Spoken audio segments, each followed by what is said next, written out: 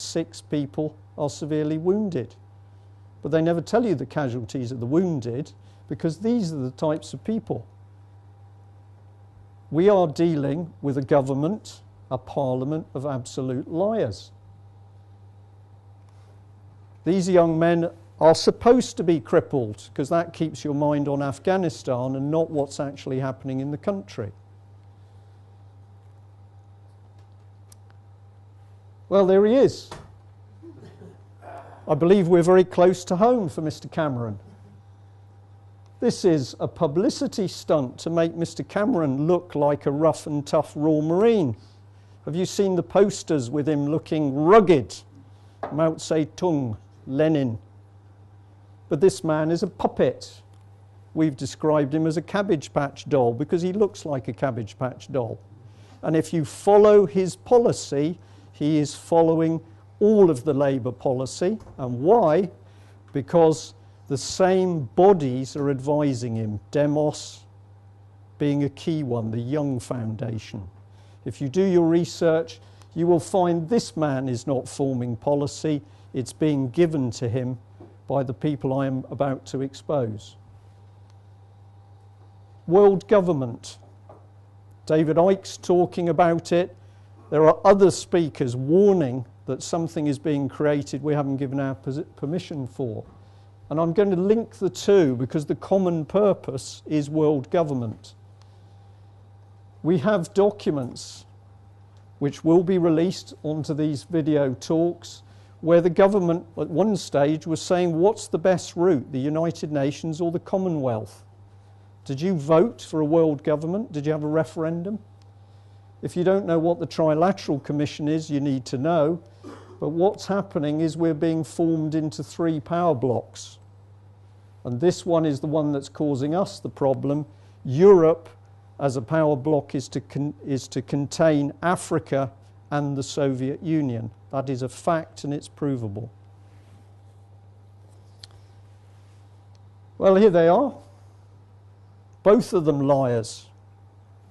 And look at their language. You've shared your story, you've shared with me your stories, the stories people have shared with me. A politics of common purpose, our common purpose. This isn't accidental. These people are sharing the same ideological view, the same political agenda. There's something quite creepy about this at the moment. But we're not seeing anything about America, although in America the Tea Parties, if you've heard of that, is the American equivalent of lawful rebellion. But they started first. Now this is a nice bunch of men. Do you recognise any? This one is not Obama. This is Hitler. But the point of this is that it only took a handful of people to take control of Germany and form the Nazi Party with all that followed. It wasn't thousands of the people making the decisions at the top. It was a little nasty band. And those people, that mentality has not gone away. Here's Mr. Balls. He's in charge of our children at the moment, families and schools. And he's a member of the Bilderberg Group. Here's a letter where he's admitting it. And the Bilderberg Group was formed shortly after the Second World War. Prince Bernhard of the Netherlands was the first chairman, and he was a Nazi. This organisation doesn't keep minutes that it makes available to the public, but every year they're meeting and making decisions which affect this country and the world. And he even told Porky Pies, because he charged his allowances for travelling there to the state, even though the Bilderbergers say all our people attend as private individuals. So somebody's lying. Is this the man you want in charge of your children? Because he is at the moment. So here we've got something interesting. The Communist Manifesto, the abolition of private property. Do you realise that all of the council housing is now being pushed across into the hands of private companies? It's happening in every city across UK. usually with propaganda and lies so that people don't understand what the housing trust is. The abolition of the family, well, that's well underway. That's why social services are stealing children, pitting husband against wife, partners, the sex war. When was there ever a sex war? That's a nice little term to get us uptight.